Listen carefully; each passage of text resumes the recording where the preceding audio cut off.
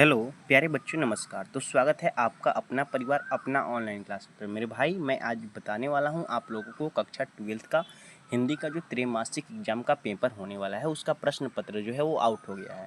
तो मेरे विद्यार्थी, जब प्रश्न पत्र आउट होते हैं ना तो उन सारे विद्यार्थियों को लाभ होना चाहिए, इसीलिए हम इस मेन पर्पज़ से इस वीडियो को बना रहे हैं।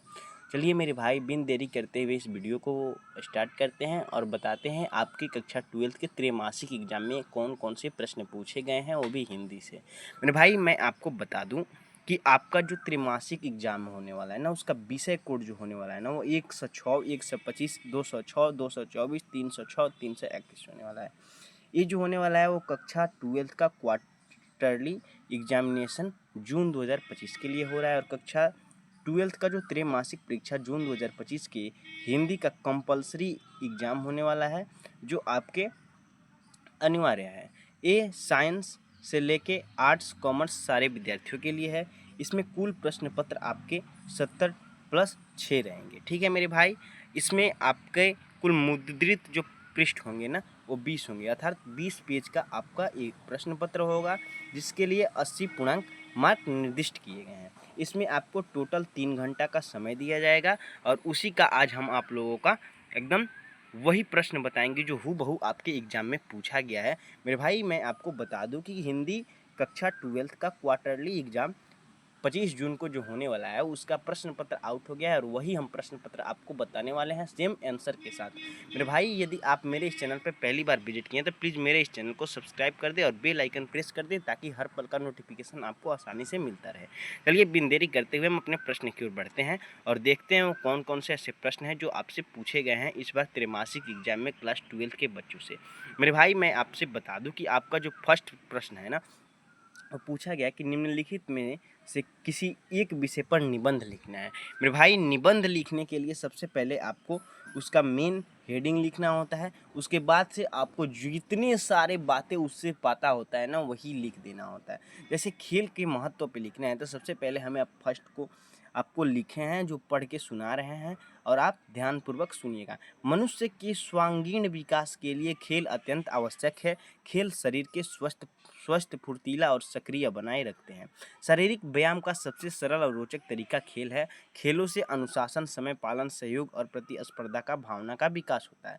विद्यार्थियों के लिए खेल तो खेल और भी आवश्यक है, क्योंकि स्वस्थ शरीर में भी स्वस्थ मस्तिष्क का निवास करता है। आज विभिन्न राष्ट्रीय और अंतर्राष्ट्रीय खेल प्रतियोगिताओं ने खेलों को एक उज्जवल करियर के माध्यम भी बना दिए हैं।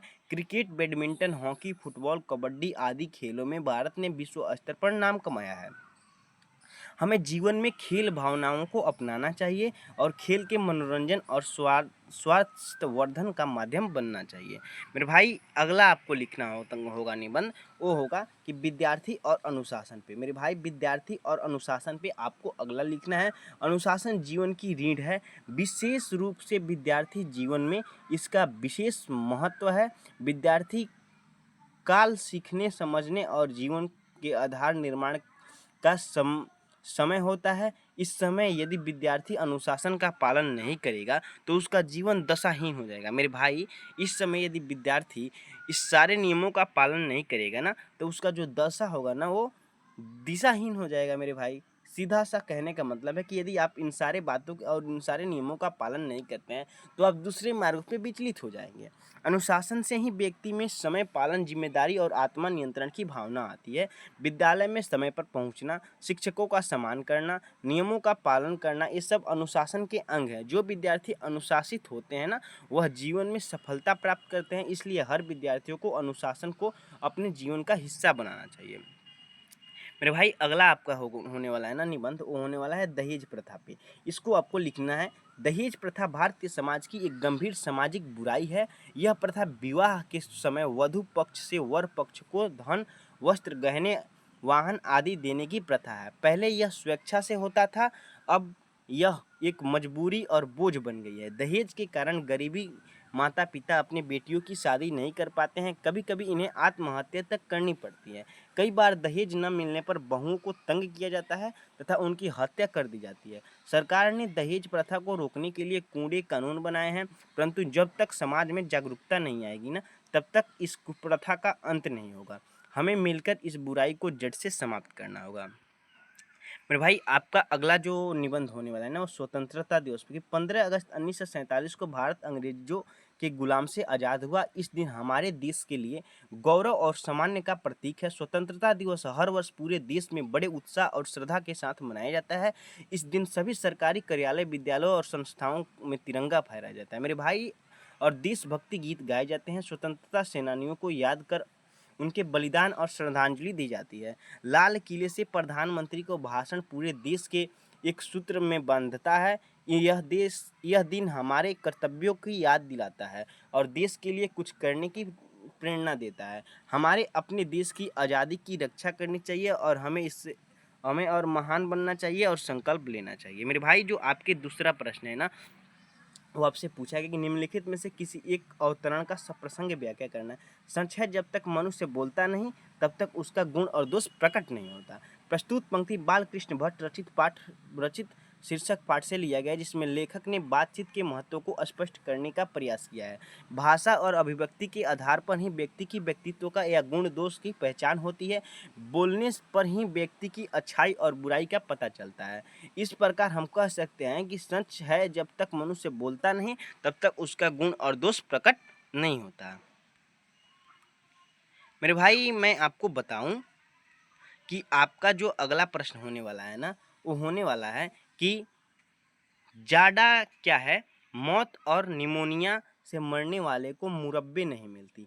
जाडा क्या है? मौत और निमोनिया से मरने वाले व्यक्तियों को मुरब्बे नहीं मिलती। तो प्रस्तुत पंक्ति चंद्रधर शर्मा गुलेरी रचित उसने कहा था शीर्षक पाठ से लिया गया है। वजीरा सिंह के इस कथन का आशय यह है कि वहाँ युद्ध के मैदान में अत्यधिक ठंड पड़ रही थी, जिसके कारण ऐसा लगता है कि मानो उसकी जान ही निकल जाएगी। वजीरा सिंह लैना सिंह से कहता है कि रात भर तुम अपने दोनों कंबल बोधा सिंह को उड़ाते हो और अपने सिंगड़ी की सहारे गुजर करते हो। उसके पहरे पर खुद जाकर पहरा दे आते हो। अपने सूखे लकड़ी के तख्तों पर उसे सुलाते हो और अपने कीचड़ में पड़े रहते हो। कभी तुम न मांदे पड़ जाना। और तब वजीरा सिंह जो होता है ना कहता है कि जाडा क्या है? मौत है और निमोनिया से मरने वाले मुरब्बे नहीं मिला करते हैं। मतलब कि इस ठंड की स्थिति में इतने लोग को निमोनिया हो रहा है, उन्हें मरने के लिए स्थान भी नहीं मिल रहा है।